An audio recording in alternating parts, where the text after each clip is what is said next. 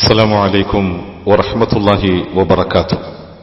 الحمد لله رب العالمين، الصلاة والسلام على رسوله الأمين وعلى آله وصحبه أجمعين ومن تبعهم بإحسان إلى يوم الدين. أما بعد. പ്രിയമുള്ള സഹോദരി സഹോദരന്മാരെ, അന്ത്യപ്രവാചകനായ മുഹമ്മദ് നബി സല്ലല്ലാഹു അലൈഹി വസല്ലമ തങ്ങൾ ജീവിക്കാൻ ഒരു അവകാശവും നൽകാതിരുന്ന ഒരു സമൂഹത്തിൽ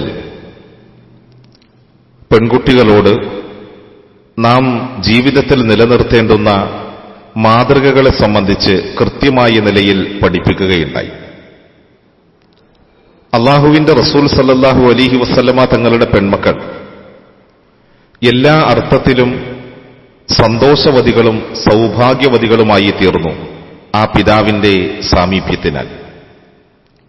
അല്ലാഹുവിന്റെ റസൂലിന് തന്റെ മക്കളോടുണ്ടായിരുന്ന വാത്സല്യത്തിന്റെ, കാരുണ്യത്തിന്റെ ധാരാളം മാതൃകകൾ നാം കേട്ടിട്ടുണ്ട്. നാം പലപ്പോഴും ആ കാര്യം ചർച്ച ചെയ്യുകയും ചെയ്തിട്ടുണ്ട്.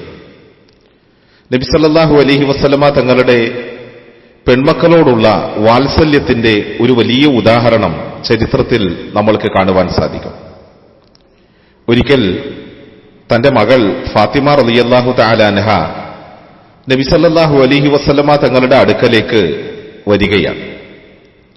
അവരുടെ പ്രശ്നങ്ങളും പരാതികളും ഒക്കെയായി അങ്ങനെ വരുന്ന സന്ദർഭത്തിൽ പ്രവാചകൻ അതിന് പരിഹാരം നിശ്ചയിക്കുന്നതും അതുപോലെ തന്നെ അവരെ ചേർത്ത് നിർത്തുന്നതും അവരെ ഉപദേശിക്കുന്നതും അവരെ നന്മയുടെ വഴിയിലൂടെ നയിക്കുന്നതുമായിട്ടുള്ള എത്രയെത്ര ചരിത്ര സംഭവങ്ങളാണ് ഇസ്ലാമിക ഗ്രന്ഥങ്ങളിൽ നമ്മൾക്ക് കാണുവാൻ സാധിക്കുന്നത്. അതിലൊന്നാണ് ഒരിക്കൽ അല്ലാഹുവിന്റെ റസൂലിന്റെ പൊന്നുമകൾ ഫാത്തിമ റളിയല്ലാഹു തആല അൻഹ നബിയുടെ അടുക്കലേക്ക് വരുന്നത്. എന്നിട്ട് അവരോട് പറയുകയുണ്ടായി, തന്റെ കൈകൾ കേടുവന്നു തുടങ്ങി, അടുപ്പിലൂതി വല്ലാതെ തന്റെ ശരീരം കേടുവരാൻ തുടങ്ങി. അന്ന് അറേബ്യൻ സാമ്രാജ്യത്തിന്റെ ഭരണാധികാരിയാണ് മുഹമ്മദ് നബി സല്ലല്ലാഹു അലൈഹി വസല്ലമ തങ്ങൾ.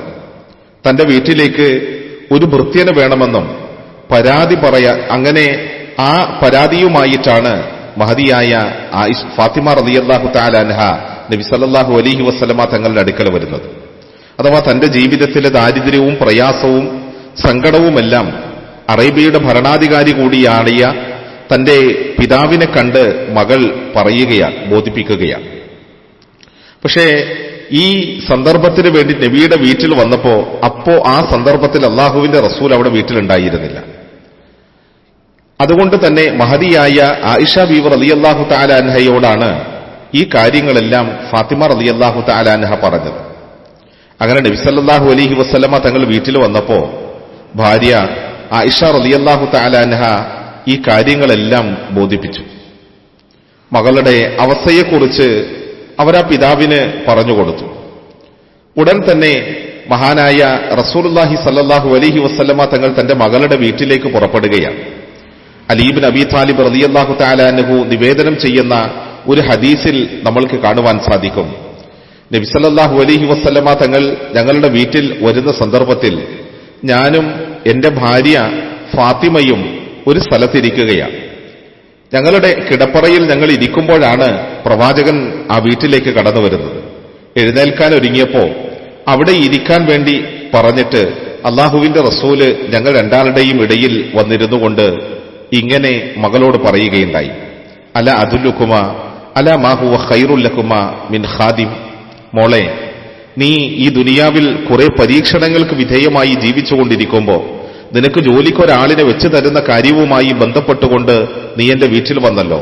എന്നാൽ അതിനേക്കാൾ നന്മയായ ഒരു കാര്യം ഞാൻ നിനക്ക് പറഞ്ഞു തരട്ടെയോ? അല്ലാഹുവിന്റെ റസൂൽ എന്നിട്ട് പറഞ്ഞു കൊടുക്കുകയാണ്, ഇത് അവൈതുമ ഇലാ ഫിറാഷികുമ, നിങ്ങൾ ഉറങ്ങാൻ വേണ്ടി നിങ്ങളുടെ കിടപ്പറയിലേക്ക് വന്നു കഴിഞ്ഞാൽ നിങ്ങൾ ഫകബ്ബറ, മഹാനായ റസൂലുള്ളാഹി സല്ലല്ലാഹു അലൈഹി വസല്ലമ തങ്ങൾ പറയുകയാണ്, ഫകബ്ബറ 34 വസബ്ബഹ 33 വഹ്മിദ 33. 33 പ്രാവശ്യം സുബ്ഹാനല്ലാഹ് എന്നും പിന്നീട് 33 തവണ അൽഹംദുലില്ലാഹ് എന്നും 33 തവണ അല്ലാഹു അക്ബർ എന്നും 34 തവണ അല്ലാഹു അക്ബർ എന്നും നിങ്ങൾ പറയുക.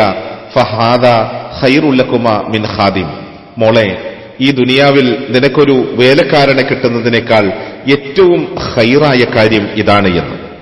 അഥവാ പ്രവാചകൻ തന്റെ മകളെ ഭൗതികമായ വിരക്തിയിലേക്ക് കൊണ്ടുവരാൻ വേണ്ടി, അഥവാ നന്മയായിട്ടുള്ള കാര്യങ്ങൾ തന്റെ മകൾക്ക് പകർന്നു കൊടുത്തുകൊണ്ട് ഈ ദുനിയാവിന്റെ നിസ്സാരതയും വരാനിരിക്കുന്ന ജീവിതത്തിന്റെ പ്രാധാന്യവുമൊക്കെ ബോധ്യപ്പെടുത്തിക്കൊണ്ട് പാരത്രിക ജീവിതത്തിന് വേണ്ടി ജീവിക്കേണ്ടുന്നവരാണ് നമ്മളെന്ന് ഉണർത്തുകയും, അല്ലാതെ ഇവിടെ കുറെ സുഖങ്ങളും സന്തോഷങ്ങളുമായി നാളുകൾ കഴിച്ചുകൂട്ടൽ മാത്രമല്ല ജീവിത ലക്ഷ്യമെന്നും മകളെ പഠിപ്പിക്കുന്നത് ആ സംഭവത്തിലൂടെ നമ്മൾക്ക് കാണാൻ സാധിക്കും.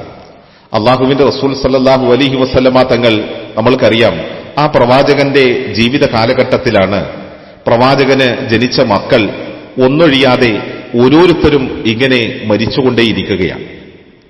റസൂലുള്ളാഹി സല്ലല്ലാഹു അലൈഹി വസല്ലമ തങ്ങൾ ഈ ലോകത്ത് നിന്ന് വിടവാങ്ങിപ്പോകുമ്പോ പ്രവാചകന്റെ മകൾ ഫാത്തിമ റളിയല്ലാഹു തആല അൻഹ അവരൊഴികെ നബിയുടെ എല്ലാ ആൺമക്കളും പെൺമക്കളും ഈ ലോകത്ത് നിന്ന് വേർപിരിഞ്ഞിട്ടുണ്ട്.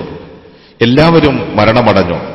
എന്നിട്ടും നമ്മൾ നോക്കൂ, ആ പ്രവാചകൻ ഒരിക്കലും കവളത്തടിക്കുകയോ വസ്ത്രം വലിച്ചു കീറിക്കുകയോ അല്ലെങ്കിൽ അടിയന്തരവുമായി ബന്ധപ്പെട്ടുകൊണ്ട് ഭക്ഷണമൊരുക്കുകയോ മറ്റു അനുശോചന പ്രവർത്തനങ്ങൾ സംഘടിപ്പിക്കുകയോ ഒന്നും ചെയ്തില്ല.